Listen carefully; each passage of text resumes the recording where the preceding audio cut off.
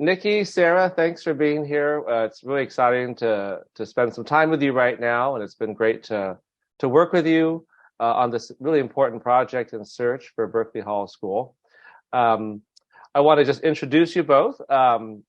Nikki Gamrath is the current head of school and uh, been a great partner for us. And Sarah Colmer is the incoming interim head of school for next year, who is also currently the assistant head of school for teaching and learning. So two amazing leaders for the school have been working together. And again, it's been great to work with you both on this project. Let me just first maybe have you both introduce yourselves, a little bit about kind of your background and what brought you to Berkeley Hall. Nikki, let's start with you. Sure. I'm Dr. Nikki Gamrath. I'm the current head of school, actually outgoing. But I was brought here to Berkeley Hall School really about mission and values and community. Really working at a place that's a pre-K through 8 specifically. Working with children of those ages is really taps into my why. And really being of service is what brings me here. Super. Sarah? I actually went to Berkeley Hall School. I grew up in Los Angeles until 4th grade. And then after high school, moved to New York and thought that was where I was going to be forever. And did many things in education, went to graduate school, taught in public schools, did a lot of literacy work, and then came back to LA about 10 years ago and was kind of looking at different school options. And I came back to Berkeley Hall and just fell in love with the work that Berkeley Hall was doing and the thinking and, like Nikki said, the mission, and started here actually as a consultant doing literacy work, and then moved to become a teacher here. And then I was the dean of academics, and now I'm the assistant head of school teaching and learning and the incoming interim head. Sarah, I did not know that you are an alum. That is outstanding. And I want to just pick up on that. I mean, I have had the pleasure of coming to your campus. It's beautiful. It's just an amazing, it's like you're at the top, you are at the top of the mountains, and Yes. You're in the heavens, if you will, looking over Los Angeles.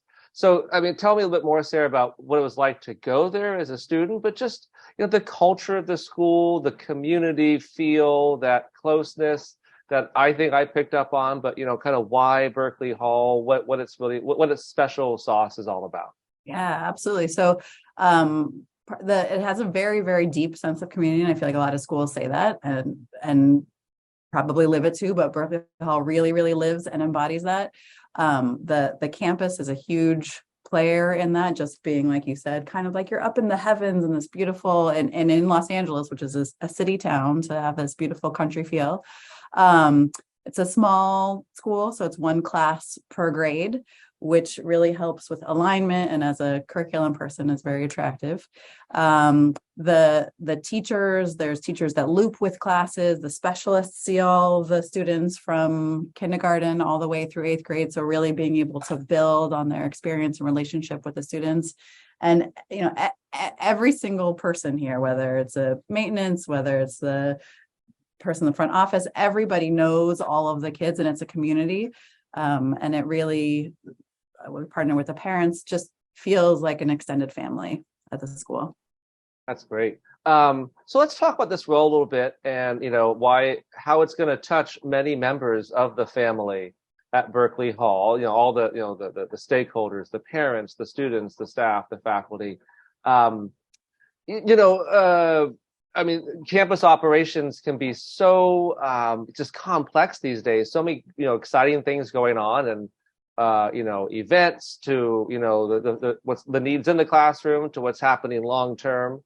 Nikki, talk a little bit, as you've been leading the school, kind of where you see, the major areas of support that this role could be playing first and foremost, both short term in support of campus operations, but also long term in terms of where you've been helping the school head.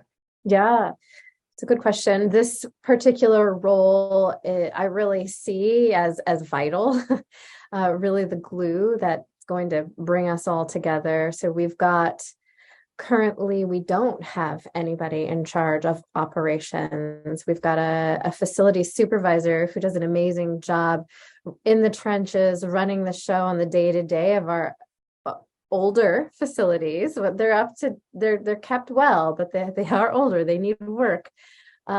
Versus all of the events and all the happenings, and we even rent out our fields to other schools and other operations. So there's so many moving parts right now that we don't have anybody formally overseeing. And so often those tasks land between me and Sarah to oversee as operations. Meanwhile, we're also tasked with 100 other things. So the vision for this coming in is to really someone to hit the ground running and really owning our 66 acres and our facilities team and our operations team as their own, with the vision moving forward of potentially being a COO or a chief operations officer. And there's definitely some growth potential in this role as we get our feet under us and see what's needed and what are some gaps that we need to fill. That's great. And I want to add in, because you mentioned the facilities manager who I met, and he's been really a great partner. I also want to layer in that you had previously a director of facilities, that this role is sort of being born out of, and Chet was there for many years and retired recently, and you all both thought very astutely and creatively to reframe that role in such a way to oversee not just the facilities department, although you also elevated John to take on more of a leadership role within there, but also to play a role on the campus operations side. Sarah, as someone who's been leading the T-Share Learning Program, talk about how operations has a direct impact on the success of that program. Yeah, absolutely. Thank you. And also building out of our strat plan that we are working on, one of the pillars or one of the elements is really focusing on our campus and making it more of like a learning and teaching space. So this role, it not only is producing things on the campus, but also thinking about how the campus can be used as a real learning laboratory. So someone who knows something about education is a bonus. And it's really like they're part, yes, the facilities, but they're part of the overall kind of like brain trust thinking team of how we want to continue to help move the school forward. Mm-hmm. And I want to emphasize that this role reports directly to the head of school, and really is part of that brain trust, because this is campus operations for Berkeley Hall, which is has such a big and expansive campus and lots of things going on. Really is a critical element. Sarah, as you look to thinking about what's coming up next and what's headed for next year, any either projects on the horizon that you would want to emphasize, or areas of early focus that you think this person, when they come on board, would you ideally would be spending some time on? You mentioned the operations team in general, which is a critical group that this person will be leading and overseeing as a committee, if you will, but other projects and things that you see coming up for next year. Well, I feel we have a whole bunch of things in the hopper that have not been able to get out of the hopper that I feel like need also a kind of reprioritization, or someone looking across and being like, well, this is something we should do for now. This is something we should do for later. It can be as small as we've been talking for a couple of years about we have a really neat area that the middle school hangs out in, and like creating a kind of neat learning deck in that area. A project that is coming up at some point is the PE, like potentially the PE. Oh, the dojo. The dojo needs a re-upping. Oh, something that is super on the horizon is the second phase of the innovation lab. So that wouldn't be maybe, that is happening. Well, the head of schoolhouse desperately needs a project manager to help expedite. And I think, I want to emphasize, like there's construction projects, there's some reimagination projects. Ultimately is that project manager type mindset that I feel you all are looking for. Yes. Both to oversee facilities, sort of capital projects and kind of the strategy behind facilities, but then project management on the more general operations and logistics side to ensure that day-to-day operations are functioning smoothly. Other sort of exciting things that are on the horizon for the school, out just to, kind of what's coming up next for Berkeley Hall. Obviously, we have a exciting head of school transition, so we have a new interim leader coming next year, and Sarah, we want to early welcome you to that post. But other sort of just things on the horizon that might be exciting initiatives or things that are being planned for the school going forward. I think an active piece right now, our advancement team is really looking into the possibility of a capital campaign for classroom updates. We've got some nice donations and anonymous donors who really want to see our classrooms updated, and we desperately need them to be updated. So this would be a multi-year project, which would be extensive. So that would be something that would land squarely in this person's world, working closely with advancement and development and our CFO, and what that would actually look like moving forward. That's great. Finally, just wanted to ask you both, like, kind of, something special about Berkeley Hall that maybe, isn't so obvious or apparent, something that just gives you joy every time you're there, or something that you think is a little special about the school. Just kind of, what makes Berkeley Hall such a great place that one of its alum is coming back to lead the school, and that to me just speaks volumes. But maybe tell me, because kind of what gives you both a smile. Nikki, I'll start with you. Sure.